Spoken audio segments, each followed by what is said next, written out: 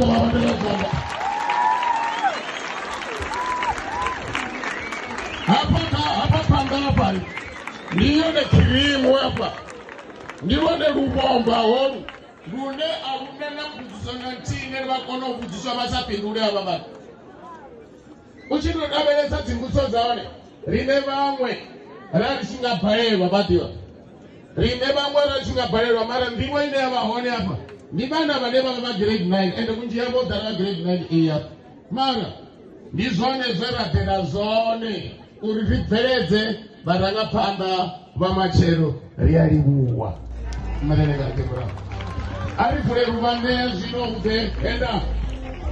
kai chipinda chara kumena vanne wai ndikoni vamomei onkumbera hezi uri hezi achikodana goro yawe apo ini not imahenefo ukama ukochiwa vidiyo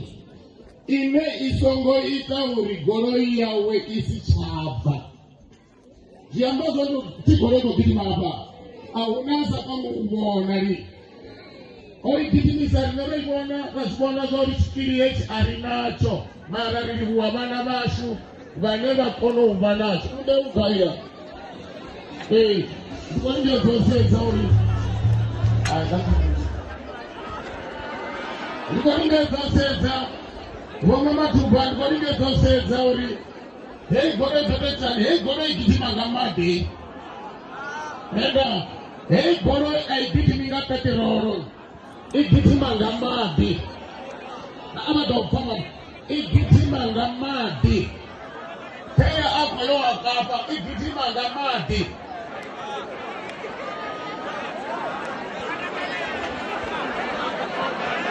Voma matuba babona gete ndiyalanga ngemurao lokwasheya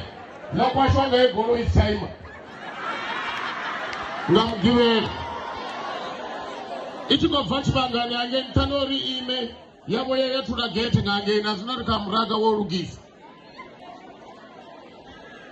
igidimanga mabhi mabhele apaipini